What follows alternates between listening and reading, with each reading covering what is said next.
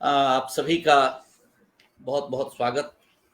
बिहार स्वाभिमान आंदोलन के इस पटल पर जो आपने देखा होगा पिछले कुछ दिनों से बिहार की विभूतियों को, देश की विभूतियों को, चाहे वो साहित्यिक क्षेत्र के हों, चाहे वो राजनीतिक क्षेत्र के हों, चाहे वो आध्यात्मिक क्षेत्र के हों, चाहे हमारे जिस भी क्षेत्र के हों, उनके साथ मिलके उनके व्यक्तित्व पे, उनके कृतित्व पे, उनके जीवन के विभिन्न पहलुओं पे बिहार स्वाभिमान आंदोलन ने चर्चाएं रखी हैं और लगातार ये चर्चाएं चल रही हैं।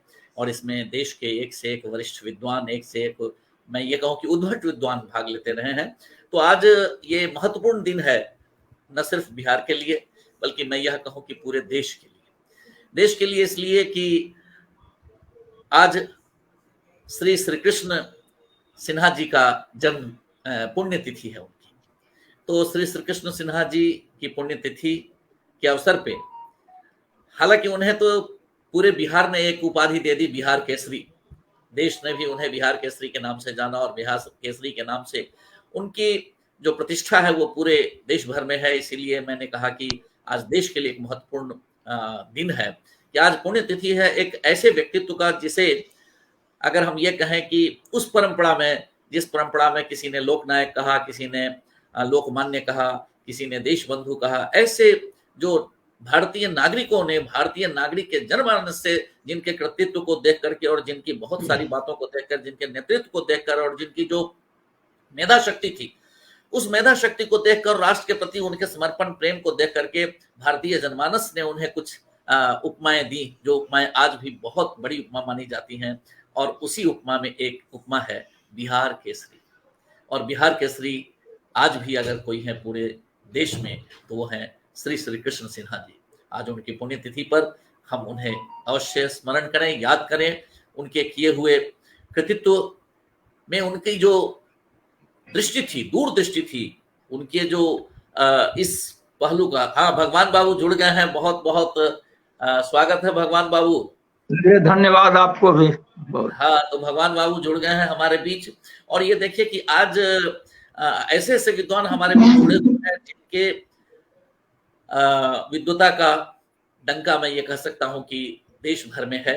आदरणीय भगवान प्रसाद सिन्हा जी, जिन्होंने अपना पूरा जीवन सामाजिक और प्रगतिशील विचारों के लिए समर्पित कर दिया, जिनकी लेखनी ने एक से एक कहें कि महत्वपूर्ण लेख दिए हैं, जनमानस की विचारधारा को प्रभावित किया है।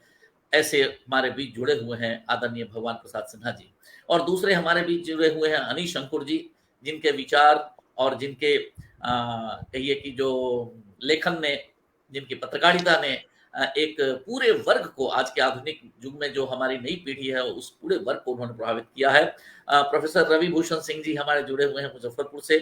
तो आज यह जो कहिए कि बाबू श्री कृष्ण सिन्हा जी की पुण्यतिथि पर जो हम उन्हें श्रद्धांजलि देने, उनका स्मरण करने, उनके कृतित्व को याद करने, उसे आने वाली इस पीढ़ी को बताने बिहार स्वाभिमान आंदोलन के इस पटल के माध्यम से, तो मैं आप सभी का सादर अभिनंदन करता हूँ। आदरणीय भगवान बाबू, आदरणीय हमारे अनीश अंकुर जी और हमारे रवि भूषण जी।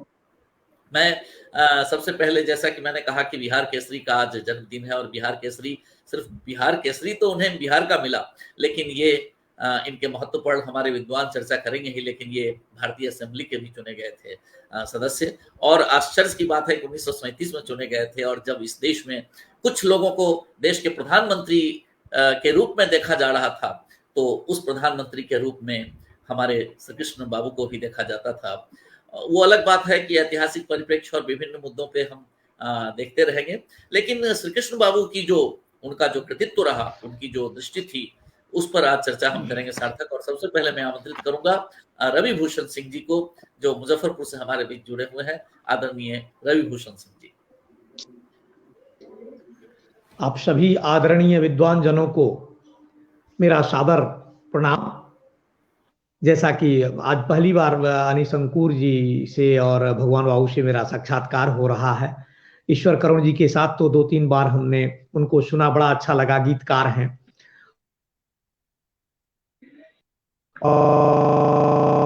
के विषय में जैसा कि हमको बताया गया है, आप सामाजिक क्षेत्र में आपकी उपलब्धि लेखन के माध्यम से, क्योंकि हम लोगों ने कहीं पढ़ा, दो में से तुम्हें क्या चाहिए, कलम या की तलवार। आपने, और अंग्रेजी में, अंग्रेजी विषय से थोड़ा जुड़ा हूं, इसलिए दो शब्द होते हैं, आइदर आप उसको वर्ड्स या शोर्ड, WORDS, जो भगवान बाबू ने चुना है, WORDS, और दूसरा होता है SWORD, शोर्ड, तलवार।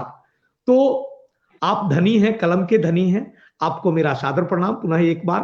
और पत्रकारिता क्षेत्र से हैं हमारे अनीश अंकुर सर, उनको भी मेरा प्रणाम।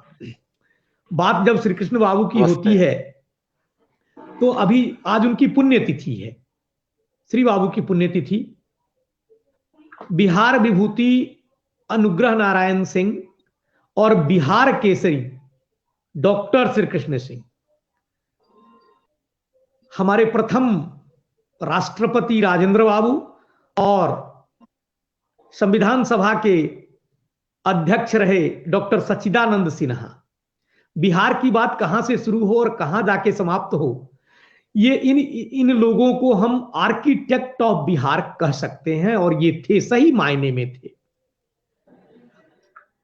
अपना देखा, खास तौर से श्री बाबू ने जो जिस बिहार का सपना देखा, जिसको उन्होंने सींचा, अपने रक्त से, अपने भाव से सींचा, मैं बिना लाग लपेट के यह कहना चाहूंगा कि बाद के आपके उत्तराधिकारियों ने न सिर्फ आपके सपनों को बेचा, बल्कि उस नींव उखाड़ फेंका।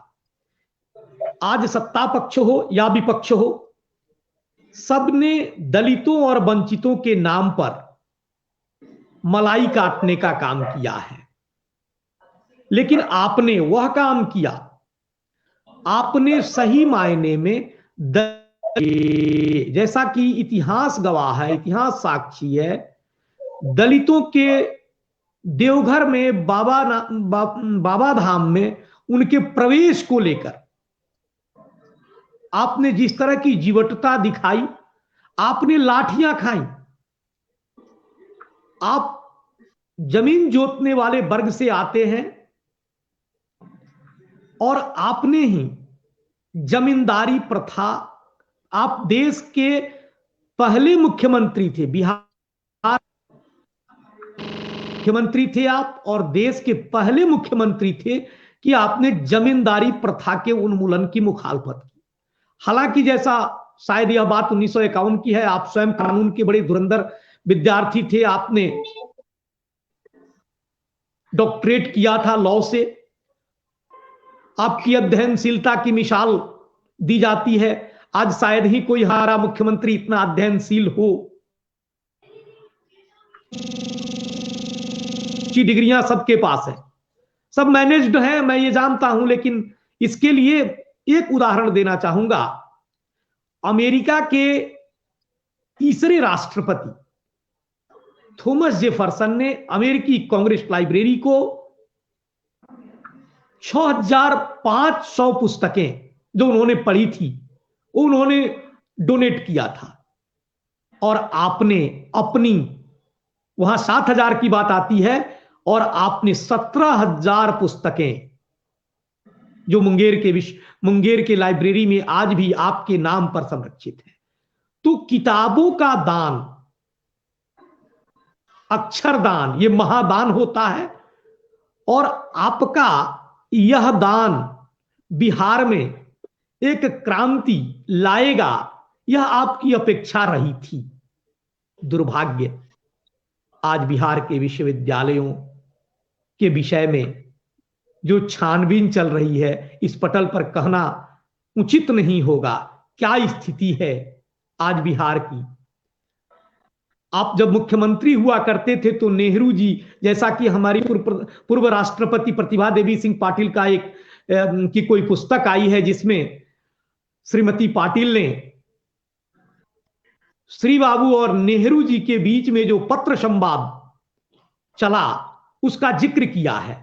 किस तरह आपने गवर्नर के मामले पर हो, शिक्षा के मामले पर हो, कृषि के मामले पर हो, ग्रामीण क्षेत्र के विषय में हो, आपने हर मामले में बिहार के विकास के लिए संवाद किया, संचार किया।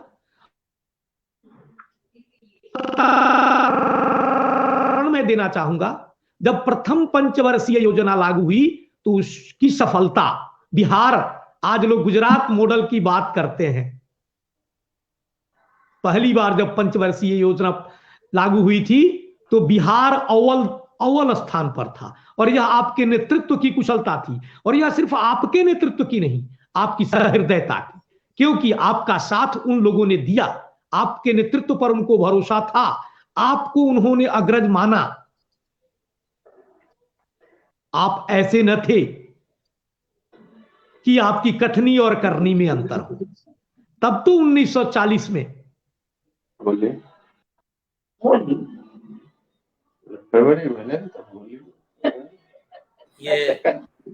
ये संभावना थी, और इसीलिए हमने रविभूषण जी को सबसे पहले अवसर दिया था कि कहीं ना कहीं सत्याग्रही के रूप में आप ही को जाना जाता है। आप एक एविड रीडर थे, बहुत अध्ययन करते थे। शायद आज अध्ययन करने वाले नेताओं की, मैं ये नहीं कहता हूं कि कमी है, लेकिन हमारे शशि थरूर है, कौन नहीं जानता है। हम जब बात करते हैं तो irrespective of party and politics की बात होती है। तो आपने जिस तरीके से बिहार में आपके योगदान को लेकर आपने बरौनी रिफाइनरी की बात कहिए, सिंदरी का कारखाना कहिए, फर्टिलाइजर, हटिया का कहिए, बरौनी डेयरी की बात की जाए, आपने क्या नहीं किया। नदी घाटी परियोजनाओं की शुरुआत कराई। आपको कितनी चिंता थी, बिहार बाढ़ग्रस्त, आज बाढ़ की बात होती है, आपने तब नेहरू जी से इस बारे में चर्चा की, और उसके संपादन के लिए, उसके समाधान के लिए आपने बहुत सारी योजनाओं को बिहार में लाकर लागू किया। आपने कभी बिहार को विशेष दर्जा देने की मांग नहीं की। आपकी मांग कभी भी राजनीति से प्रेरित नहीं होती थी। आपने जो कुछ किया,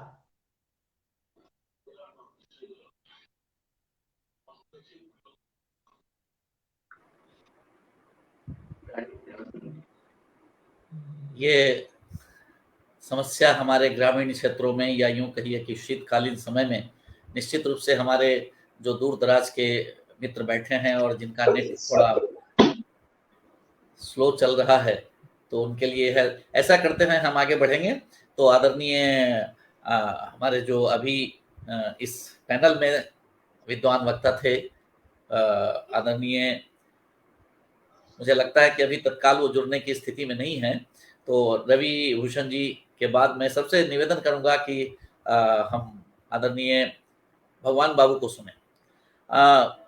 इस बीच में एक चीज मैं जोड़ते हुए चलना चाहूंगा। देख रहे इतने सारे दर्शक जो फेसबुक पे हैं, जो इस पे हैं, हमारे इस ग्रुप में जुड़े हुए हैं, कि बिहार के श्री बाबू का जन्म 21 अक्टूबर 1887 को हुआ था, जो तब के बंगाल प्रेसिडेंसी में था, और बहुत से छोटे से गांव में, बरबीघा के पास एक गांव है मौर, उस गांव में उनका जन्म हुआ था, और वहां से उस समय उन्होंने एमए किया कलकत्ता विश्वविद्यालय से। ये सारी चीजें तो और भी उनके जीवनी पर आएंगी, लेकिन आज जो हम मुख्य रूप से अपने फोकस कर रहे हैं कि उनका जो राष्ट्रीय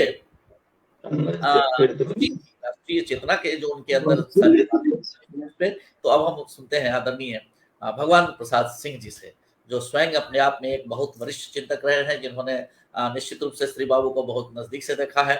और मैं उनका कहूँ कि उनके उत्साह को बढ़ाने के लिए एक बात कहूंगा कि आज भी देश भले विभिन्न क्षेत्रों में उनको अपने अपने ढंग से याद करे, लेकिन बिहार के बेगूसराय में आज भी किसी भव्य और व्यक्तित्व को, प्रतिभाशाली व्यक्तित्व को कहा जाता है श्री बाबू की हो श्री बाबू। तो आज भी गांव-गांव में इतने वर्षों के बाद भी लोग एक दूसरे को, जो ऐसे विद्वान वाले होते हैं या जिनमें काफी अच्छी प्रतिभा होती है, उनको श्री बाबू भागले या श्री बाबू छे, तो ये जो जनता के द्वारा दिया गया सम्मान है, वो निश्चित रूप से उनको राष्ट्रीय क्षितिज पर स्थापित करता है। आदरणीय भगवान प्रसाद सिंह जी। जी नमस्कार करण जी, मनीष अंकुर भाई को भी सलाम। ये श्री बाबू के साथ हम लोगों का रागात्मक संबंध है, बेगूसराय वासियों का खास तौर पर, चूंकि जन्मभूमि के दृष्टिकोण से भी मुंगेर जिला था, मुंगेर जिला में उनका जन्म हुआ था, और बेगूसराय उस समय मुंगेर जिला का अनुमंडल था। तो इस तरह उनका पूरा कार्य क्षेत्र मुंगेर जिला से शुरू हुआ था। और उसी क्रम में बेगूसराय अनुमंडल हमारा जो अब जिला है, उसके गढ़पुरा में उन्होंने नमक सत्याग्रह आंदोलन को ऐतिहासिक बनाया। पैदल चल करके मुंगेर से गढ़पुरा पहुंचे थे। जिस तरह गांधी जी दांडी गए नमक बनाने के लिए अपने साथियों के साथ, चुनिंदे साथियों के साथ, वैसे श्री बाबू पहुंचे थे गढ़पुरा नमक बनाने के लिए। गढ़पुरा दरअसल चुनाव इसीलिए किया था उन्होंने कि वहां नोनिया जाति के लोग रहते थे बड़ी संख्या में, और वह नमक का बहुत बड़ा कारोबार वहां होता था। तो नमक पर टैक्स से वह जाति प्रभावित था, वह क्षेत्र प्रभावित था। तो वह सबसे उचित जगह थी जहां पर उन्होंने सोचा आजादी के लड़ाई के दौरान कि यहाँ से गढ़पुरा को हम बिहार का दांडी बनावे, और वहां से उन्होंने काम शुरू किया। और इस तरह से अपनी राजनीतिक यात्रा जो कहिए उसको एक पड़ाव दिया, एक मोड़ दिया, एक ऐतिहासिक मोड़ वहीं से मिला डॉक्टर एस.के. सिन्हा के बिहार राजनीति के या आजादी की लड़ाई के दौरान की राजनीतिक लड़ाई का। और बाकी बातें रविभूषण जी ने बिल्कुल सही कही। विकास के दौर में उन्होंने जो किया, विकास के बारे में, पढ़ाई लिखाई के बारे में भी जो उन्होंने कहा कि उनके जैसा पढ़ने वाला बहुत कम लोग मिला है उस समय भी, और आज तो खैर बात दूसरी है। उनका प्रसिद्ध पत्राचार के बारे में जो कहा, प्रतिभा पाटिल ने लिखा या किसी ने लिखा, लेकिन वो था डेमोक्रेसी एंड बियॉन्ड के नाम से उनका पत्राचार पंडित जी के साथ जबरदस्त रूप से उस समय सामने आया था, और विद्वता की एक समकक्षता दिखाई पड़ी थी पंडित जी के साथ। तो कई चीजें थी जो डॉक्टर एस.के. सिन्हा से जुड़ी हुई थी। उनकी राष्ट्रीय चेतना आपने सब लिखा, तो चेतना तो पहली चेतना तो यही थी कि वह साम्राज्यवादी आंदोलन के, साम्राज्यवाद के खिलाफ थे। राष्ट्रीय आंदोलन को एक साम्राज्यवाद विरोधी आंदोलन के रूप में देखते थे, ब्रिटिश साम्राज्यवाद के खिलाफ। दूसरी चीज, जिस जनसंगठन के माध्यम से उन्होंने राजनीति शुरू की थी वह था किसान सभा। स्वामी सहजानंद सरस्वती के द्वारा जब रैयतों के अधिकार के लिए किसान ये आंदोलन चला, हमारे अनिश शंकुर भाई हैं, ये स्वामी जी पर बहुत काम किया है ये, और विस्तार से बताएंगे आपको कि उस किसान सभा में ये शीर्ष नेतृत्व में डॉक्टर श्री कृष्ण सिंह भी थे। और इसीलिए जब 1937 में हुआ तो ये प्रधानमंत्री बने। उस समय बिहार प्रांत प्रीमियर ही कहा जाता था प्रधानमंत्री। तो बड़ी सारी उम्मीदें थी स्वामी जी को कि जो हमारे जनसंगठन, हमारे आंदोलन का नेता कोई अगर सत्ता में गया तो वह किसानों के लिए बहुत कुछ करेगा।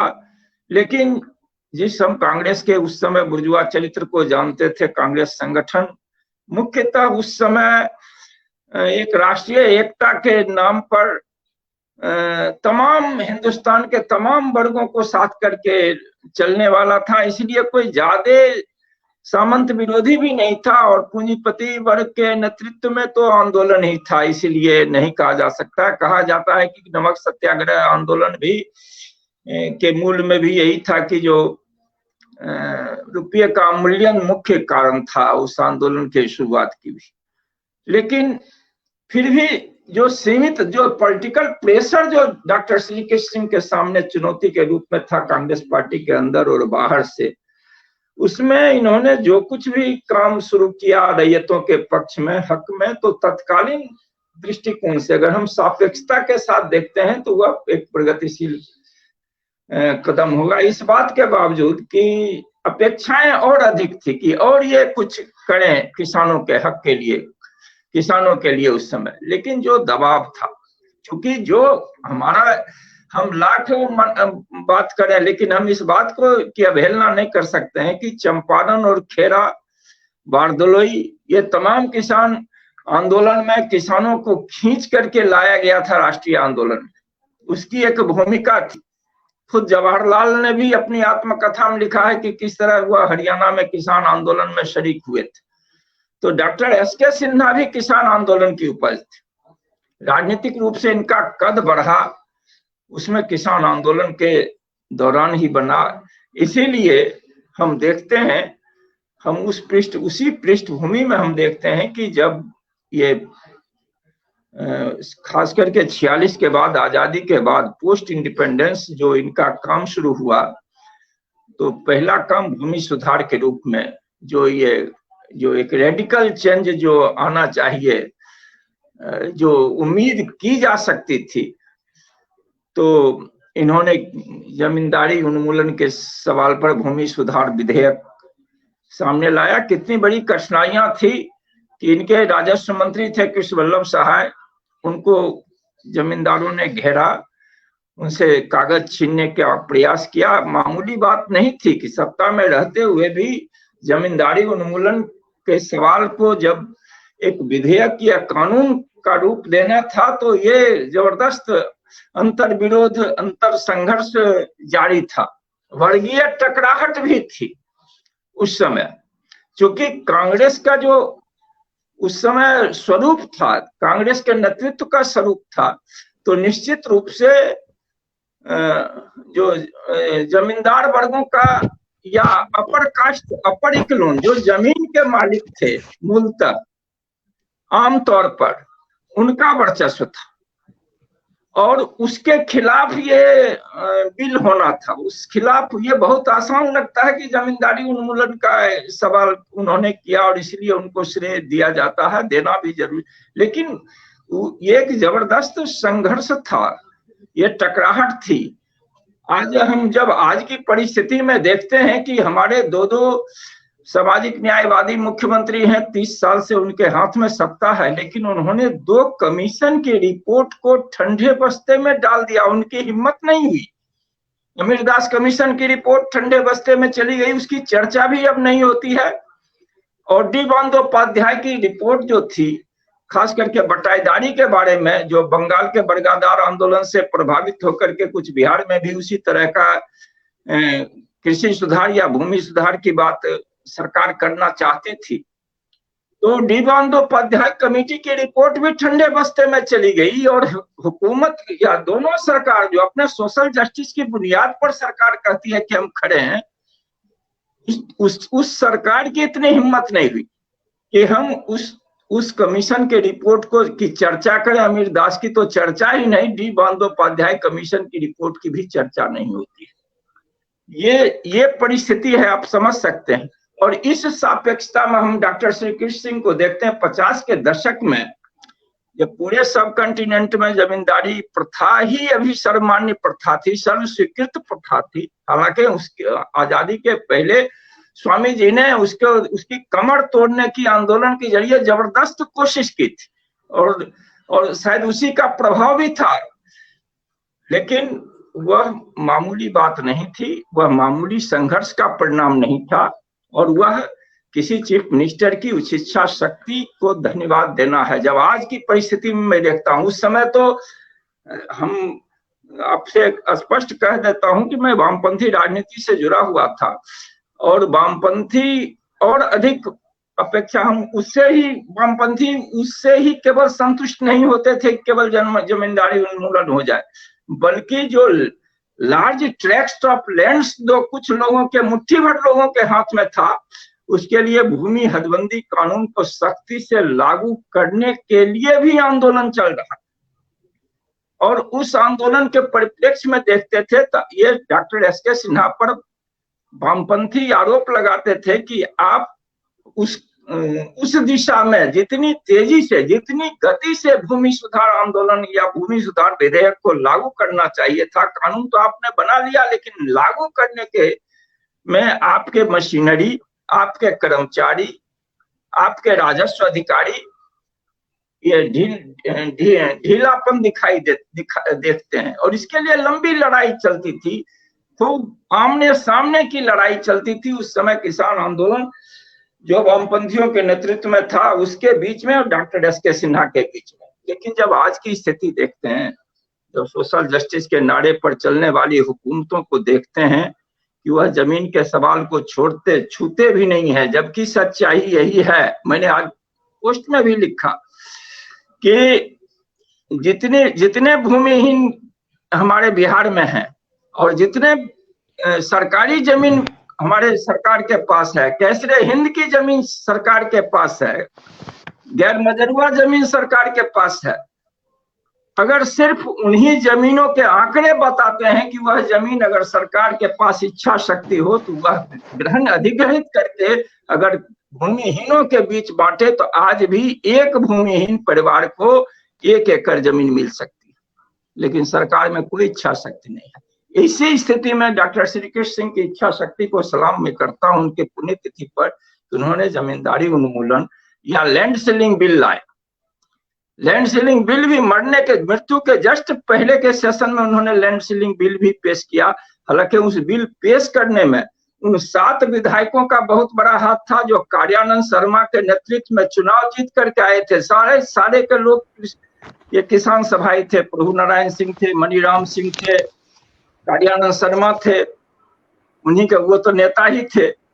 इन लोगों का काफी बड़ा दबाव था और दबाव के चलते खास करके इनकी राजनीति को काट के लिए भी उन्होंने लैंड सीलिंग बिल लाया। लेकिन आज की स्थिति जो जिस लैंड रिफॉर्म्स की बात करते हैं, अब लैंड रिफॉर्म पर मैं इतना जोर इसीलिए देता हूं कि ये अनुभव बताता है कि जहां जहां लैंड रिफॉर्म्स हुआ सही ढंग से, केरल में हो, बंगाल में हो या दूसरे तमिलनाडु में भी, इवन कर्नाटक में, जहां जहां लैंड रिफॉर्म्स हुआ, जहां जमींदार लैंड टू द टीलर, जोतने वाले को जमीन मिल गई वास्तव रूप में, वहां उपज सीधे तिगुनी हो गई। ये आंकड़ा बताता है। हरित क्रांति में प्रचार किया जाता है कि हरित क्रांति से बीज खाद या आधुनिकीकरण से खेती में उपज में वृद्धि हुई, लेकिन उसके साथ साथ उपज की वृद्धि का एक सबसे बड़ा कारण हुआ कि हमने जोतेदारों को, जमीन जोतने वालों के पास जितना अधिक जमीन पहुंचाए उतना अधिक हमारी उपज बढ़ी। ये आंकड़े बताते हैं। बंगाल का भी अनुभव कहता है और दक्षिण के राज्यों का भी अनुभव कहता है। बिहार में भी आप देख लीजिए कि बिहार में कहना ये अप्रासंगिक नहीं होगा कि अभी भी जमीन में मोर देन 80% जो डीलर्स हैं, जो जमीन जोतते हैं, वो जमीन के मालिक नहीं है। और जमीन के मालिक को जो सुविधाएं बैंक से लोन से लेकर के खाद बीज तक जो सरकार मुहैया करती है, अगर जमीन जोतने वाले को मुहैया किया जाए तो यहाँ भी उपज बढ़ जाएगी। ये बहुत बड़ा सवाल हमारा है। इसीलिए डॉक्टर श्री कृष्ण सिंह का जब भी हम लैंड रिफॉर्म्स की बात करते हैं तो वो ऐतिहासिक चीज मानते हैं। ये बहुत ही अच्छा रहा। रविभूषण जी ने डेवलपमेंट के बारे में कहा, वो सारी बातें सबके सामने हैं, उस पर ज्यादा कुछ कर नहीं। हम फिर एक बार भगवान बाबू को सुनेंगे और भगवान बाबू ने बहुत ही अच्छे तरीके से यह स्थापित किया कि श्री कृष्ण बाबू में जो राष्ट्रीय चेतना के प्रखर स्वर आए वो निश्चित रूप से कहीं ना कहीं उस किसान आंदोलन की उपज थे और उस आंदोलन से उनको प्रेरणा मिलती रही और वही स्वर आगे चल के उनकी राष्ट्रीय चेतना का स्वर बना। और उस स्वर के आधार पर उन्होंने देश में कहिए कि पहले राज्य बिहार में जमींदारी उन्मूलन किया और बड़ी सफलतापूर्वक किया और उस परिप्रेक्ष्य में किया जिस परिप्रेक्ष्य में किया बात बहुत ही कठिन थी। तो आदरणीय भगवान बाबू से हमने ये सारी बातें सुनी और इस बीच में हम आप लोगों को एक बात और फिर चर्चा कर देना चाहेंगे कि अभी एक शब्द बड़ा प्यारा आदरणीय भगवान बाबू ने कहा कि नोनिया समुदाय के लोग, ये नोनिया समुदाय धीरे धीरे हमारे यहाँ से अपरिचित होता चला जा रहा है। एक समय था जब ये नोनिया समुदाय नमक के व्यवसाय में जुड़ा हुआ था। इसे राजस्थान से लेकर के जहां जहां है, कहीं यह लुणावत कहा जाता है, कहीं लूनी कहा जाता है, कहीं नोनिया कहा जाता है, कहीं नोनी कहा जाता है, लेकिन यह जाति आज अपनी पहचान लगभग हो चुकी है। लेकिन इसके बावजूद नमक सत्याग्रह का जो प्रभाव है देश पर वो है। और एक चीज और नई पीढ़ी को हम ये बताना चाहेंगे, इससे जुड़े हुए लोगों को, कि जिस तरीके से अहमदाबाद में दांडी यात्रा का पुल है बना हुआ एक हेरिटेज सेंटर के रूप में, वैसे ही बिहार में ये गढ़पुड़ा में मुंगेर से लेकर के लगभग 46 किलोमीटर का जो पथ बना है उस पथ का नाम ही नमक सत्याग्रह पथ रखा गया है, जो देश में सबसे लंबा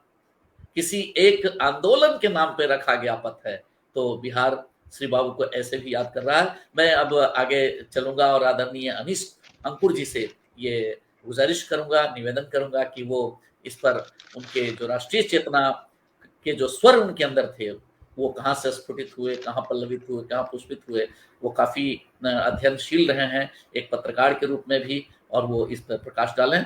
आदरणीय अनीश अंकुर जी पटना से। शुक्रिया ईश्वर करुण जी। सबसे पहले तो आपको बधाई आज उनकी पुण्यतिथि के अवसर पर इस बातचीत के आयोजन के लिए। ये उनकी मृत्यु के लगभग 60 वर्ष पूरे हो चुके हैं। 61वें वर्ष में हम लोग प्रवेश कर चुके हैं और अभी भगवान प्रसाद सिन्हा जी ने, भगवान बाबू ने बहुत अच्छे से किस तरीके से किसान आंदोलन से उनका जुड़ाव था, और उन्होंने बिल्कुल सही कहा कि किसान आंदोलन से जुड़ाव के कारण ही उनका बिहार की राजनीति में वो इतने पटल पे आए, रंगमंच पे आए। आपको आपने बात की कि उनके राष्ट्रीय चेतना, उनके मतलब पूरे व्यक्तित्व में, उनके चिंतन में, तो मेरा जुड़ाव थोड़ा रंगमंच से भी रहा है।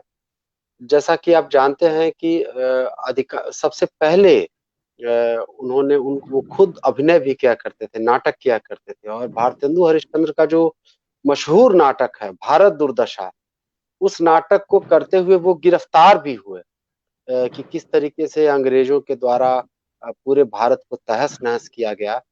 और आप में से अधिकांश लोग इस बात से भी परिचित होंगे कि अपने प्रारंभिक जीवन में ही नदी में अपने बंगाली गुरु के सामने उन्होंने इस बात की प्रतिज्ञा ली थी, एक हाथ में गीता और दूसरे में कृपाण लेकर, कि जब तक अंग्रेजों को इस धरती से हम विदा नहीं कर लेंगे, हम चैन नहीं लेंगे।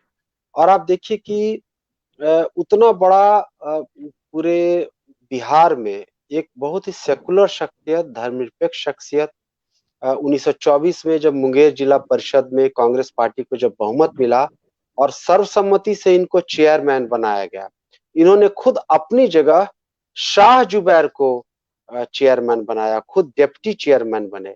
और 1926 में जब पूरा दंगा हुआ तो शाह जुबैर के साथ पूरे इलाके का दौरा किया और सांप्रदायिक सद्भाव की कामना की। और आज के जमाने में जब ये बात सोचते तो हैरत होती है कि जब तक शाह जुबैर जीवित रहे 1935 तक, तब तक उन्होंने मुंगेर जिला परिषद के चेयरमैन का पद स्वीकार नहीं किया। दूसरी बात ये कि आप बिहार का पूरा अगर इतिहास देखें तो जैसा कि हालांकि आजकल उनका राजनीतिक विरोधी समझा जाता रहा अनुग्रह नारायण सिंह। अनुग्रह नारायण सिंह ने श्री बाबू के बारे में सबसे अच्छी बात यह कही कि 1921 के बाद उनकी मृत्यु पर्यंत लगभग 40 वर्षों का बिहार का इतिहास श्री बाबू का इतिहास 1921 के बाद। और जैसा कि भगवान बाबू ने कहा कि सोनपुर मेले में जब प्रादेशिक स्तर पर संगठित किसान आंदोलन का जब पहली बार गठन हुआ तो उसके सचिव बनाए गए, और अगर किसान आंदोलन से इनका जुड़ाव न होता तो 1937 में सैयद महमूद से जो पहली पसंद थे केंद्रीय नेताओं की, ये बिहार के मुख्यमंत्री या तत्कालीन रूप से जो उस वक्त का नाम था प्रधानमंत्री न बन पाए होते। और एक बात सही कहा कि बिहार एक ऐसा प्रदेश था जहां पूरे देश में सबसे सशक्त संगठित किसान आंदोलन था, और इसीलिए बिहार पूरे देश में पहला प्रदेश बना जिसने जमींदारी उन्मूलन किया। दूसरी बात, श्री बाबू को जिस तरह की राजनीतिक चुनौती का सामना करना पड़ा, जैसे उन्होंने बहुत अच्छा कहा स्वामी सहजानंद सरस्वती के किसान आंदोलन का, आजादी के बाद भूदान आंदोलन का, जिसमें सबसे ज्यादा भूमि बिहार में भूदान के स्तर पर 6 लाख एकड़ बिहार में बांटी गई। इतनी चुनौतियों का मुकाबला करने के बाद आप 1947 से 1961 लगभग 14 साल का उनका कार्यकाल देखेंगे, चौतरफा चुनौती थी। लेकिन एप्पल बी जो एक अंग्रेज पदाधिकारी था, उसने कहा कि इंडिया का बेस्ट एडमिनिस्टर्ड स्टेट अगर कोई था तो उस वक्त बिहार माना जाता था। ये एप्पल बी का कहना है। क्यों ऐसा था? जो जिसकी तरफ इशारा किया कि बिहार एक कृषि प्रधान देश था और भूमि यहाँ की प्रधान समस्या थी, तो भूमि और श्रम के रिश्ते को एक रेडिकल रूप से बदलने की कोशिश, क्योंकि आप जानते हैं कि बिहार एक परमानेंट सेटलमेंट का इलाका था। स्थायी बंदोबस्ती जब अंग्रेज आए तो बंगाल, बिहार और उड़ीसा, तो जो जमींदारी बिचौलिया तबका खड़ा किया गया, उसमें उसको जब तक हल नहीं किया जाता बिहार की प्रगति का रास्ता आगे नहीं बढ़ पाता। श्री बाबू ने इसको काफी हद तक उसको हल करने की कोशिश की, लेकिन जैसा कि बहुत उन्होंने सही उनकी सीमाओं का एहसास कराया कि जिस पार्टी में थे, कांग्रेस पार्टी में, उस पर जिस तरीके से जिन सामाजिक शक्तियों का वर्चस्व था वो उनको एक सीमा के आगे बढ़ने नहीं दे रहा था। लेकिन साथ ही दूसरी बात ये भी सही है कि पूरे हिंदी क्षेत्र में आप यूपी, एमपी देखें तो भूमि संबंधों में सबसे अधिक गतिशीलता, सबसे ज्यादा भूमि अगर जमींदारों से छीन कर अगर बांटी गई तो वो बिहार ही अभी भी है। अब आप कभी, ये श्री बाबू का ही देन है कि आप कोई राजा महाराजाओं, दरभंगा महाराज यहाँ से कभी चुनाव नहीं जीत पाए। आप देखिए राजस्थान को, अभी भी सिंधिया वहां की मुख्यमंत्री बनती है। आप चले जाइए वहां मध्य प्रदेश में, अभी भी सिंधिया परिवार, होलकर परिवार का जैसा दबदबा है। ऐसा जो प्रिंसली स्टेट्स था, इनके दबदबे को समाप्त करने में, उनको मतलब कहें कि जड़मूल से उखाड़ने में इनका बहुत बहुत बड़ी भूमिका थी। दूसरी जो बड़ी भूमिका थी कि अभी भी बिहार अगर पूरे हिंदी प्रदेश में देखें तो सांप्रदायिक शक्तियां अभी भी सीधे सीधे सत्ता तौर पर कब्जा नहीं कर पाई हैं। पूरे हिंदी प्रदेश में समाज और सत्ता का जैसा सांप्रदायिकरण हुआ, बिहार अगर अपेक्षाकृत रूप से अछूता है तो इसका बहुत बड़ा श्रेय जाता है श्री बाबू को, श्री कृष्ण सिंह को। आपको जान के, क्योंकि आप में से अधिकांश लोग परिचित होंगे कि जो पाकिस्तान की डिमांड थी, पाकिस्तान की मांग थी, वो बिहार के जमींदार मुसलमानों की मांग थी। जो यहाँ किसान आंदोलन हुआ तो उससे भय खाकर बिहार और उत्तर, कोई पंजाब और बंगाल के मुसलमानों की मांग नहीं थी, यहाँ के जमींदार मुसलमानों की। तो इतना, सबसे आजादी के बाद सबसे भयावह दंगा बिहार में, आप जानते हैं नालंदा से लेके पूरे जहानाबाद, उसको कैसे उस सांप्रदायिक विद्वेष से बिहार को निकाल के प्रगति के पथ पर लाना एक उनके जैसा विजनरी नेता ही कर सकता। अगर हम प्रधानमंत्री नेहरू के समकक्ष अगर उनके चिंतन में अगर हम देखें तो पूरा कांग्रेस राइट विंग दक्षिणपंथी नेतृत्व से भरा हुआ था, चाहे पटेल हो, चाहे राजेंद्र बाबू हो, गोविंद वल्लभ पंत और ये मोरारजी देसाई। उसमें अगर नेहरू से वैचारिक तौर पर अगर सबसे कोई करीब का व्यक्तित्व था, शख्सियत था, तो वो श्री बाबू थे। और अभी रवि भूषण जी ने बहुत अच्छा उदाहरण दिया कि उनकी पुस्तकों की कि जैसा कि उन्होंने 17,000 पुस्तकों का कहा, जैसा कि मुझे याद है कि शायद 46,000 श्री कृष्ण सेवा सदन में जाने पर, वहां की पुस्तकें देखने पर हैरत होती है कि एक एक पुस्तक को अंडरलाइन किया हुआ, पंक्तियों, एक एक पंक्तियों को उन्होंने पंक्तिबद्ध किया हुआ था। और वो सबसे ज्यादा हेगेल से प्रभावित थे, जिन्होंने मार्क्स को प्रभावित किया था, जिनकी द्वंद्ववाद का जो सिद्धांत है, हेगेल से बहुत प्रभावित थे। तो एक ऐसा एक सेकुलर व्यक्तित्व, एक डेमोक्रेटिक शख्सियत, और बिहार जैसे बहुत ही मुश्किल राजनीतिक हालात में जो था, उसको वहां से निकाल के आधुनिकता के पथ पर ले जाने वाले शख्सियत थे। अंत में एक बात मैं और जोड़ना चाहूंगा, उन्होंने स्वामी सहजानंद सरस्वती का जिक्र किया। आप श्री बाबू का दबाव किस तरह से केंद्रीय नेतृत्व का था कि जब स्वामी सहजानंद सरस्वती की मृत्यु हुई मुजफ्फरपुर में, तो जब उनका शव लाया गया तो जो स्मारक बना, उस स्मारक कमेटी का चेयरमैन बनाया गया श्री बाबू को। और बीटा का जो सीताराम आश्रम है स्वामी सहजानंद सरस्वती का, वहां उनको स्मारक बनाने की बात हुई, श्री बाबू उसके चेयरमैन बनाए गए। लेकिन केंद्रीय नेतृत्व का ऐसा दबाव था, खासकर वल्लभ भाई पटेल और राजेंद्र बाबू का, उनको स्मारक का पद छोड़ना पड़ा, क्योंकि उनको स्वामी सहजानंद सरस्वती की शख्सियत, आप उस आदमी की के डायलेमा को समझने, उसकी उलझन को समझने की कोशिश कीजिए।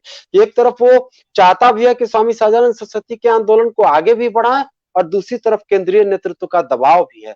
तो एक बहुत ही एक मुश्किल हालात में सबको, एक कहें कि हर तरह की शक्तियों को बैलेंस करते हुए, जयप्रकाश नारायण को, राजेंद्र बाबू को, और एक बात आप देखिए कि अपने अंतिम दिनों में जब तक बिहार अगर जाति के हिसाब से देखे तो लोग कहते हैं कि सबसे ज्यादा जातिवाद है। मेरे ख्याल से हिंदी प्रदेश में अगर सबसे कम जातिवाद अगर कहीं एक प्रदेश में है तो बिहार में। इसका श्रेय भी श्री बाबू को इस मायने में जाता है कि उन्होंने जो एक जमींदार विरोधी आंदोलन का जो ताप था, जो आवेग था, उसको काफी दूर तक आगे बढ़ाने की कोशिश की। जब वो आवेग जब घटा, तभी से जातिवादी शक्तियां यहाँ हावी होनी शुरू हुई। इसलिए जब भी हम श्री बाबू की विरासत को अगर हम उनकी शख्सियत को समझने की कोशिश करें तो भारत के संविधान में जो सबसे कोर जो वैल्यू है कि भारत एक धर्मनिरपेक्ष, लोकतांत्रिक और समाजवादी मुल्क है, उन मूल्यों को सबसे ज्यादा अगर बिहार की धरती पर आजादी के बाद अगर उतारने की कोशिश की तो वो श्री बाबू को। और मैं फिर इस बात को दोहराव का खतरा उठाते हुए मैं इस बात को दोहराना चाहता हूं कि हिंदी बेल्ट में सांप्रदायिक शक्तियां अगर सबसे कम मजबूत अगर है बिहार में तो इनका बड़ा श्रेय श्री बाबू को दिया जाना चाहिए। बहुत ही अच्छा रहा, बहुत अच्छा रहा अनीश अंकुर जी, और मैं फिर से एक बार सुनूंगा। इस बीच में मैं एक चीज चर्चा जरूर करना चाहूंगा कि श्री बाबू में अन्य सारे गुणों की तो चर्चा हुई, लेकिन उस दौर में जमींदारी उन्मूलन भी बहुत बड़ी चीज थी, किसान आंदोलन भी था, लेकिन श्री बाबू वो पहली शख्सियत थे जिन्होंने राजनीति में परिवारवाद का विरोध किया, और विरोध दूसरे के लिए नहीं किया। जब उनके स्वयं के पुत्र ने खड़ा होने की इच्छा की एक पद से चुनाव लड़ने की, तो उन्होंने कहा कि तो फिर वो लड़ेगा तो मैं नहीं लड़ूंगा, और उन्होंने अपने पुत्र का विरोध किया। बाद में उनके पुत्र भले आए। तो इस तरह से ये जो राष्ट्रीय चेतना का एक प्रखर स्वर बिहार से गया, श्री बाबू के द्वारा गया, कि राजनीति में परिवारवाद को प्रश्रय नहीं देने की जो उन्होंने परंपरा का स्वर फूंका, वो कहीं ना कहीं बहुत बड़ी बात थी। मैं एक बार फिर से सुनना चाहूंगा रवि भूषण सिंह जी से, उसके बाद मैं फिर भगवान बाबू के पास आऊंगा और फिर इसको समापन करेंगे। रवि भूषण जी, आप बीच में चलते चलते आपका नेट धोखा दे गया था, तो मैं चाहूंगा कि आप अपने जो कुछ वक्तव्य के बचे शेष अंश हैं उन पर चर्चा करें। जी हाँ, मैं खुद समझ नहीं पा रहा था कि मैं आखिर बीच में कहाँ छूट गया। अभी मेरी आवाज आ रही है? हाँ हेलो, हाँ बोलिए। मैं कहना चाहूंगा, मैं बीच में गया था, जुड़ गया। भाग्य है भगवान बाबू को थोड़ा बाद, पता नहीं ये तकनीक के युग में कैसी कैसी समस्याएं उगने को। श्री बाबू जोड़ने वाले मुख्यमंत्री थे, तोड़ने वाले नहीं थे।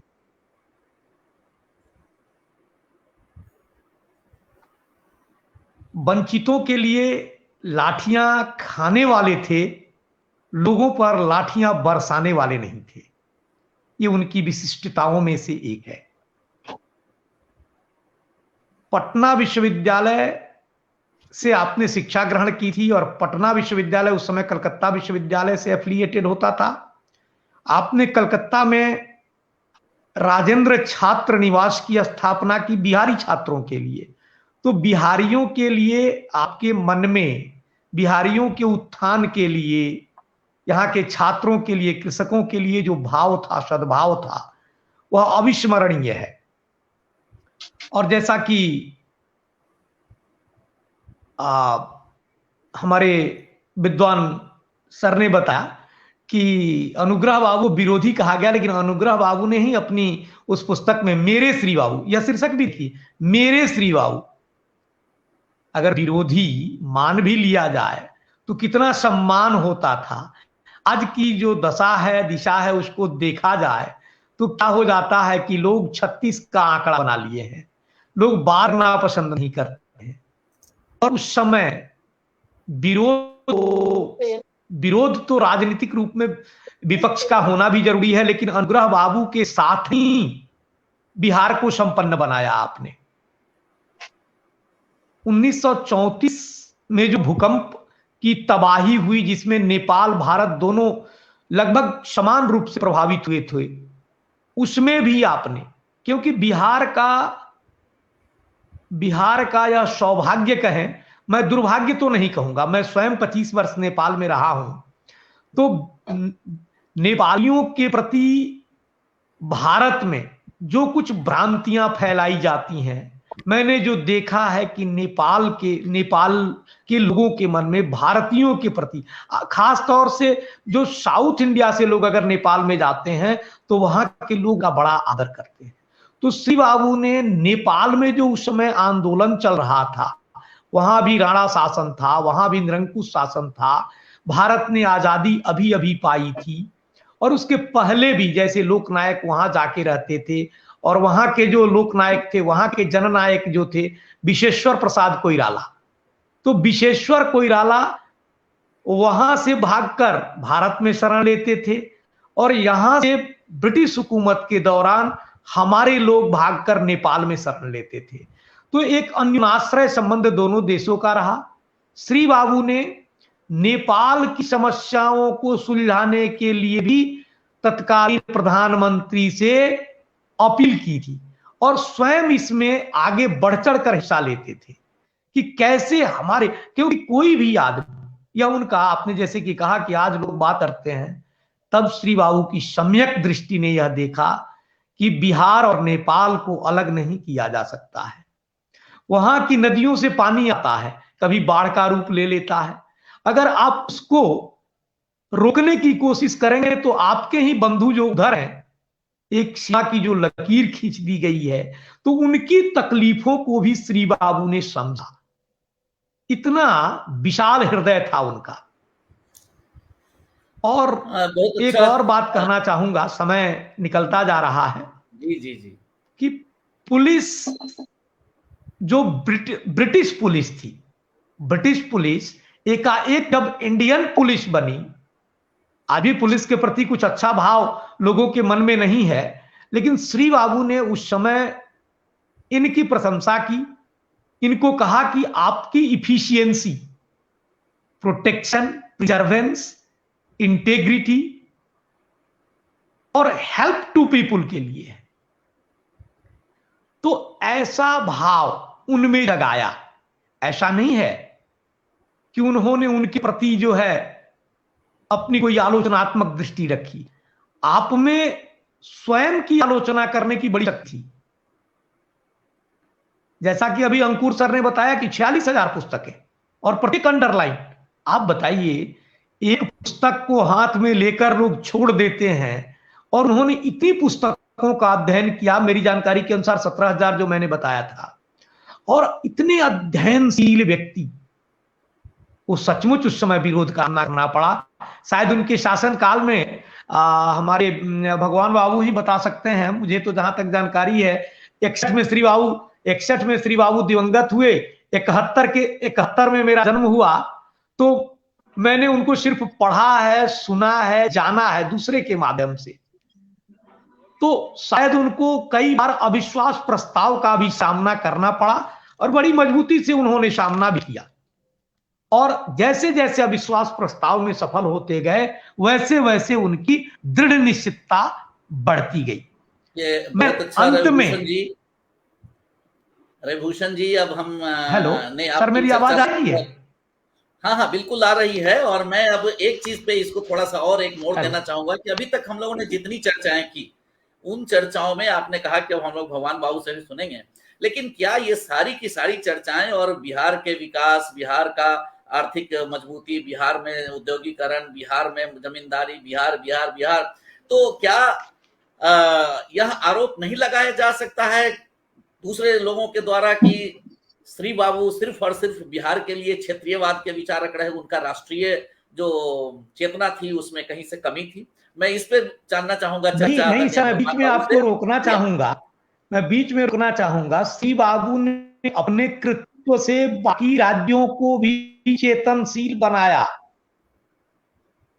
उनकी कृति से लोगों ने भी आगे बढ़ चढ़कर अपने को प्रस्तुत किया। मैं जस्टिस VR कृष्ण अय्यर की बात करते हुए अपनी बात का, उन्होंने लिखा कि doctor Sinha was among those who were heavyweights in their own right and brought in political administration a texture of nationalism, federalism, ये बिल्कुल बिल्कुल बहुत अच्छी बात है। उनके अय्यर साहब के some touch of pragmatic socialization, and that he lived poor, died poor and identified himself with the poor। ऐसे थे हमारे श्री बाबू। नहीं, बहुत बहुत ही अच्छा रहा श्री बाबू का सारे व्यक्तित्व और चर्चा आपने हुई, लेकिन हमने जो एक विषय विशेष रखा था कि इन सारी चीजों का राष्ट्रीय चेतना में कहाँ श्री बाबू का जुड़ता है, लेकिन अधिकांश चर्चाएं हमने अपने बिहार और बिहार के विकास, बिहार के लिए उनके योगदान, बिहार में उनके किए गए कर्तव्य, इन चर्चाओं को किया। मैं भगवान बाबू से चाहूंगा कि आगे के कुछ बातों पे वो प्रकाश डालें ताकि श्री बाबू का जो अन्य पक्ष है वो भी सामने आवे। देखिए, राष्ट्रीय चेतना में करुण जी, पहले राष्ट्र को परिभाषित करने की जरूरत है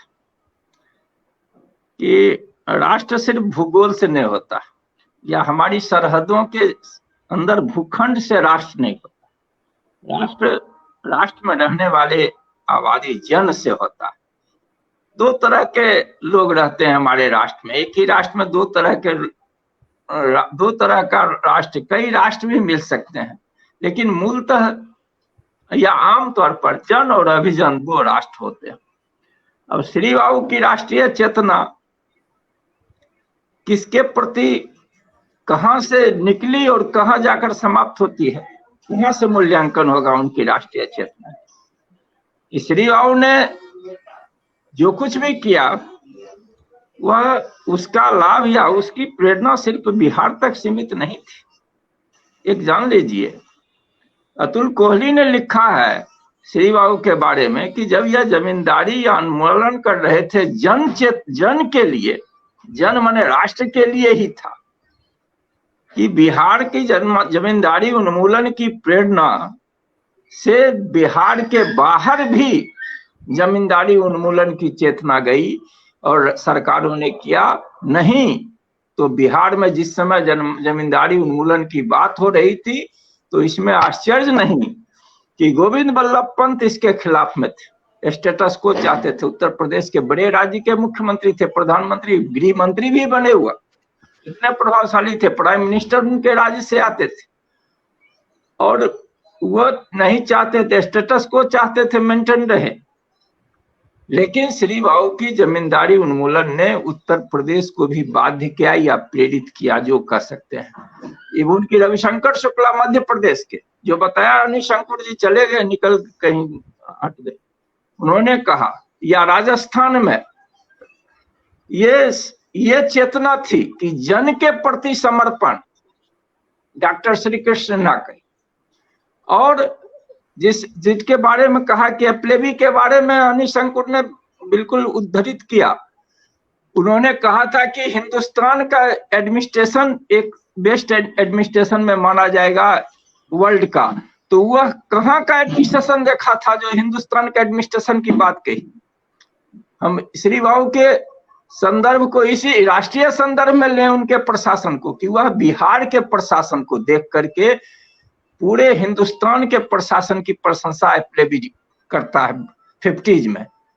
ये जान लीजिए, ये चेतना थी। तीसरी बात लीजिए, जो भी औद्योगिक उत्पादन के औद्योगिक क्षेत्र में उन्होंने काम किया, औद्योगिक विकास के क्षेत्र में काम किया, वह सारा विकास का क्षेत्र, चाहे सल्फर का की खाने हो, चाहे सिंदरी का कारखाना हो, चाहे बोकारो का हो, या भारी मशीन का कारखाना हमारे देश में उस समय पब्लिक अंडरटेकिंग में भारी मशीन की कितनी बड़ी जरूरत थी। डॉक्टर श्री कृष्ण सिंह ने न केवल जमीन सुविधा करके तमाम सहूलियत देकर, आज हम इनवाइट करते हैं, कोई हमारे यहाँ उद्योग लगाने नहीं आता, और उस समय बिहार पूरे देश में ये प्रथम होता था, प्रेफरेंशियल ढंग से होता था। महाराष्ट्र और भी नहीं था, सो जान लिए, या तो बंगाल होता था या बिहार होता था, और यहाँ पर लोग कारखाने लगाते थे। तो ये बिहार का विकास राष्ट्र के विकास के साथ जुड़ता था। आंदोलन की बात ही लीजिए, दांडी मार्च कोई बिहार का मार्च नहीं था, वह एक राष्ट्रीय प्रोग्राम, नेशनल स्ट्रगल था, नेशनल इंडिपेंडेंस स्ट्रगल का वह एक वाइटल पॉइंट था, जिसको आत्मसात किया डॉक्टर श्री कृष्ण सिंह। इतना ही नहीं, आप जान लिया, जो एजुकेशन कल्चर की बात कही, वो नाटक करते थे। उन्होंने कहा कि हमारे यहाँ ये आप जो देखते हैं कल्चर के क्षेत्र में, जो कुछ भी उसकी बुनियाद है, आप यहाँ ये नाट्यशाला देख रहे हैं, रंगशाला, वहाँ जो देखते हैं भरत, ये है, वह उनकी देन है। हाँ, वह उन्हीं की देन है। एजुकेशन में नेतरहाट जैसा विद्यालय पूरे इंडिया में पहला विद्यालय था जहां आंध्र प्रदेश के शिक्षा मंत्री नरसिंह राव आए देखने के लिए कि नेतरहाट विद्यालय कैसा है। इस तरह का विद्यालय हम आंध्र में खोलेंगे। बाद में तो वह देश के भी शिक्षा मंत्री हुए और प्राइम मिनिस्टर भी हुए, लेकिन आंध्र के शिक्षा मंत्री के रूप में वह नेतरहाट देखने आता। राष्ट्रीय चेतना में योगदान की बात है तो काम के द्वारा, by action not by words, सिर्फ भाषण लफाजी नहीं, काम के जरिए ये फर्क होता है। राष्ट्र में जैसे फर्क है जन और अभिजन का, उसी तरह राष्ट्रीय चेतना में भी फर्क है काम और शब्द का। शब्द का ले तो हिटलर सबसे बड़ा राष्ट्रवादी था, लेकिन काम ले तो उसने जो राष्ट्र का ध्वंस किया, दुनिया के इतिहास में वह मिसाल नहीं मिलता है कि राष्ट्र का नाम लेने वाला अपने ही राष्ट्र को बर्बाद करके रख दिया। मुसोलिनी सबसे बड़ा राष्ट्रवादी था, लेकिन राष्ट्र का नाम जपते जपते अपने राष्ट्र को बर्बाद कर दिया। तो डॉक्टर एस.के. सिन्हा की राष्ट्रीय चेतना काम से थी, अमल से था, व्यवहार से था। और तीसरी बात जो महत्वपूर्ण बात है, आज वो सारी बातें सामने आती हैं। अनिल शंकुर ने बिल्कुल इशारा किया, जातिवाद का सवाल सबसे लीस्ट इफेक्टेड स्टेट आज भी, जो हम लोग तो दिन रात बात करते हैं, जाति की बात करते हैं, लेकिन आज भी लीस्ट इफेक्टेड राष्ट्र पूरे देश में मैं कहूंगा कि अगर कहीं जातिवाद अगर बिहार में है तो जातिवाद के खिलाफ भी धाराएं बिहार में ही मौजूद है।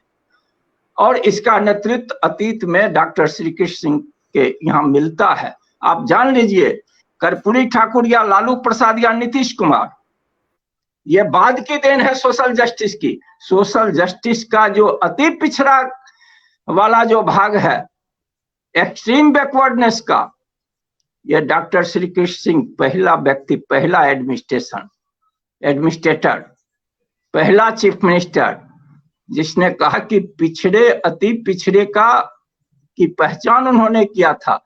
क्योंकि पिछड़े वर्ग की जो जातियां थी वो धीरे धीरे जमींदारी उन्मूलन के बाद सबसे ज्यादा वह लाभान्वित हो चुकी थी। सबसे ज्यादा उनके पास जमीन सबसे ज्यादा गया था। कुर्मी, कोयरी और यादवों के हिस्से में सबसे ज्यादा जमीन गई जमींदारी उन्मूलन की। और उन्होंने इसको पहचाना। तो जान लीजिए कि श्री बाबू के जमाने में मैट्रिक का फॉर्म भरने में अति पिछड़े जाति के लोगों को पैसा नहीं लगता था। टीचर्स ट्रेनिंग में अति पिछड़ी जातियों के लिए रिजर्वेशन था डॉक्टर श्री कृष्ण सिंह के जमाने से। आज की बात नहीं है, ये उस जमाने से। और ये डॉक्टर श्री कृष्ण सिंह की हुकूमत थी जिसने एनेक्सचर 1 और एनेक्सचर 2 करके ये जातीय वर्गीकरण किया था। और उसने चिन्हित किया था, जिसको कर्पूरी ठाकुर ने मुंगेरी लाल कमीशन को स्थापित करके उसको ये किया, माने उसको रेगुलराइज किया उन्होंने और उसी आधार पर आरक्षण दिया। ये इसकी शुरुआत डॉक्टर श्री कृष्ण सिंह ने की। और दूसरा, इसी श्री कृष्ण सिंह के शेड्यूल एनेक्सर 1 पर EMS नंबूदिरीपाद ने केरल में रिजर्वेशन पॉलिसी की थी। ये सोशल जस्टिस के मसीहा के रूप में भी, अगर ईमानदारी से सोशल जस्टिस वाले नाम ले तो डॉक्टर श्री कृष्ण सिंह का नाम ले सकते हैं। और आप जान लिए खुद सत्येंद्र, एक मिनट में मैं बात खत्म करता हूं जाति सवाल पर। जैसा इन्होंने कहा कि जिस तरह 57 में ये किया गया, अनुग्रह बाबू और श्री बाबू को आपस में लड़ाने की बात की चुटभइये नेताओं ने उस समय के, चाहे सत्येंद्र नारायण सिंह हो, चाहे कृष्ण वल्लभ सहाय हो, चाहे विनोदानंद झा हो या कोई हो। खुद सत्येंद्र बाबू ने लिखा है कि मुंगेर जिला के तमाम राजपूत विधायक श्री बाबू को वोट दिए, जबकि उनको शिकायत थी कि हमारे जिला का केवल 1 भूमिहार या 2 भूमिहार विधायक अनुग्रह बाबू को वोट दिया। तो आखिर डॉक्टर श्री कृष्ण सिंह की वह क्षमता थी कि जिस जाति का उम्मीदवार खड़ा था उस जाति के लोगों से वोट लेने की क्षमता ऐसे नहीं आ जाती। निश्चित रूप से जातिवाद के खिलाफ का जो उनका अभियान था या उनका जो संस्कार था, उनका जो व्यवहार था, वह उनको तमाम जातियों के वोटों से उनको जीत दिलाई थी। एक अकेला नहीं, केवल भूमिहार जात के वोट से वो नहीं जीते थे। भूमिहार जात की उस समय औकात ही बहुत कम थी, हार ही जाते। तमाम जात के लोगों ने। और ये जाति विरोधी वोट का समीकरण था, जातिवाद विरोधी वोट का समीकरण था, जो डॉक्टर श्री कृष्ण सिंह 57 में मुख्यमंत्री पद से जीते थे। ये बहुत ही अच्छे ढंग से आदरणीय भगवान बाबू ये विरासत है हमारे जातिवाद विरोध। हमारे भगवान बाबू ने बहुत ही अच्छे तरीके से इस चीज की व्याख्या की कि आदरणीय श्री कृष्ण सिन्हा जी की जो राष्ट्रीय चेतना थी, उस चेतना में सारा राष्ट्र जुड़ा हुआ था और उन्होंने बहुत सारे ऐसे काम किए, चाहे वो जातिगत मामले को दूर करना हो, सांप्रदायिक सौहार्द की बातें हो, चुनाव की बातें हो, इनमें उन्होंने जो एक उदाहरण पेश किया वो निश्चित रूप से पूरे देश की राष्ट्रीय चेतना को प्रभावित करने वाला साबित हुआ। बहुत अच्छा लगा। और एक चीज ये भी मैं इसमें जोड़ता हुआ चलूं कि श्री बाबू राजनीति में, चुनाव में अधिक पैसा खर्च करने के पक्ष में बिल्कुल नहीं थे और वो नहीं चाहते थे कि चुनाव में ज्यादा से ज्यादा पैसा खर्च हो। और उनका कहना था कि इतना ही नहीं, अगर हम काम अच्छा करेंगे तो हमें लोगों के द्वार पे जाके 5 वर्ष बाद मांगने की जरूरत नहीं पड़ेगी वोट। तो ये सारी जो चेतना उन्होंने उस समय स्थापित की, ये पूरे राष्ट्रीय चेतना में जुड़ गई और उसका कहीं ना कहीं प्रभाव पूरे देश पर पड़ा है। तो मैं अब चाहूंगा कि अगर और कुछ बताना चाहें भाई अनीश अंकुर जी, तो अब हम समाप्त करेंगे। 5 मिनट का समय में है, तो 1-2 मिनट में आप अपना कंक्लूड कर दीजिए। नहीं बिल्कुल, काफी अच्छी, कई सारे पहलुओं पर एक पहलू पर काफी भगवान बाबू ने और इनने भी इशारा किया कि वो एक बहुत बड़े इंस्टीट्यूशन बिल्डर भी थे।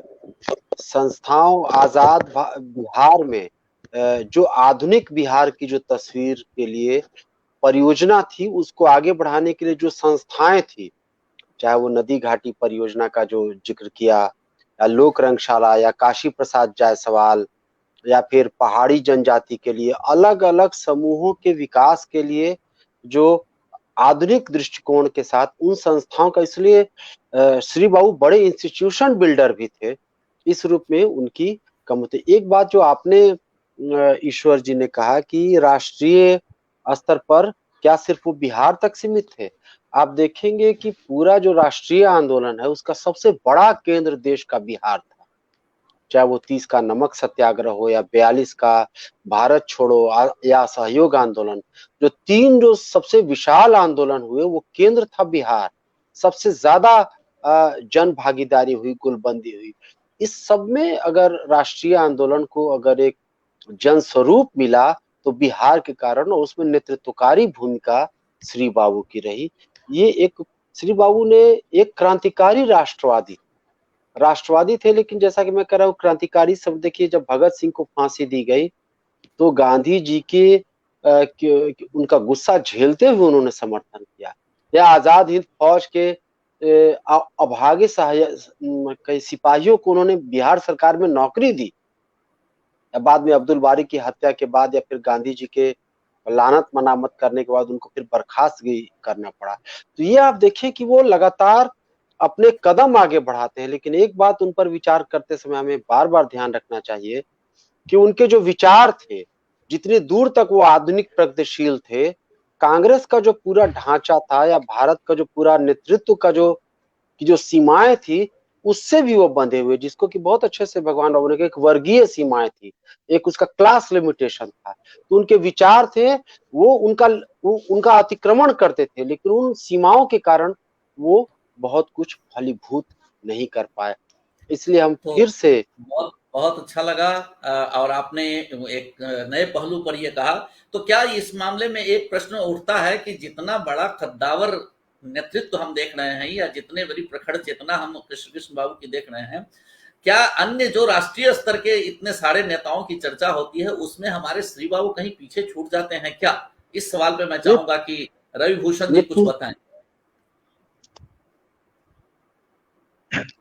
हमने तो उन्हें राज्य नहीं, राष्ट्र नहीं, हमने तो उन्हें अंतरराष्ट्रीय चिंतक के रूप में देखा है। राष्ट्रीय स्वाधीनता आंदोलन में अपने को आहुति कर देना, गांधी जी के आह्वान पर अपनी कानून की जो उनकी कानूनी रूप से जो उनका व्यवसाय था उसको छोड़ देना, अब इससे बड़ा उदाहरण क्या कहा जा सकता है, क्या दिया जा सकता है? त्याग त्याग की बात में ये बात चली थी कि उनके अपने पुत्र, अब आप ही ने स्वयं कहा कि उनके अपने पुत्र ने चुनाव लड़ने की बात कही तो उन्होंने कहा कि आइदर यू और, तो इतना बड़ा व्यक्तित्व भूल, एक चीज में आपका जो प्रश्न है कि इतने बड़े राष्ट्रीय नेताओं के बीच में श्री बाबू कहाँ बैठते हैं, तो हम लोग एज अ बिहारी नहीं कहूंगा, क्योंकि बिहार के नेता कहकर श्री बाबू का कद थोड़ा छोटा हो जाएगा। इनका कद इतना बड़ा था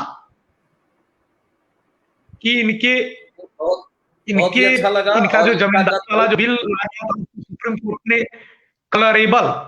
कलरेबल लेजिस्लेचर की संज्ञा थी, उसे हालांकि निरस्त किया था।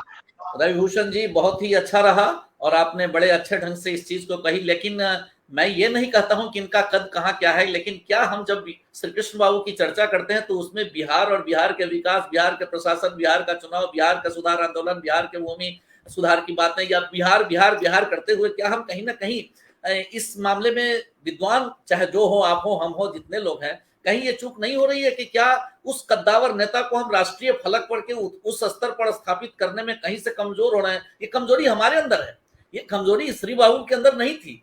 जैसे अब हमने कहीं से भी उस पर ये चर्चा, कभी बहुत कम चर्चा मैं देखता हूं कि साइमन कमीशन के इतने बड़े विरोध में उनका क्या क्या हुआ, ये चर्चा बहुत कम देखता हूं कि किस तरीके से तिलक के वो विचारों से प्रभावित थे, किस तरह से महर्षि अरविंद के विचारों से प्रभावित थे।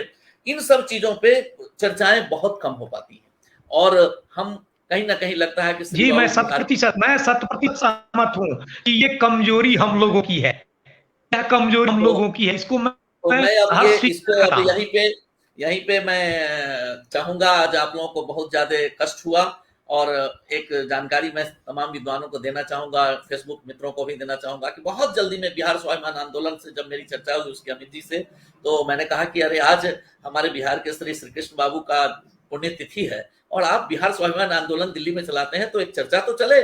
और वो चर्चा उन्होंने माना और बहुत जल्दी में मैंने तुरंत भगवान बाबू से संपर्क किया। भगवान बाबू ने बड़ी मैं आप लोगों को बड़ा स्पष्ट बताऊं कि मैं मात्र आज के लिए इस पटल में संचालन की जिम्मेवारी उन्होंने मुझे दी, इसलिए कर रहा हूं, नहीं तो फिर मैंने तुरंत उनसे संपर्क किया। भगवान बाबू ने इतने बहुत ही कृपा पूर्वक उन्होंने अपने स्वीकृति दी। राजेंद्र राजन जी की भी चर्चा थी, राजेंद्र राजन जी किसी कारणवश नहीं उपस्थित हो पाए।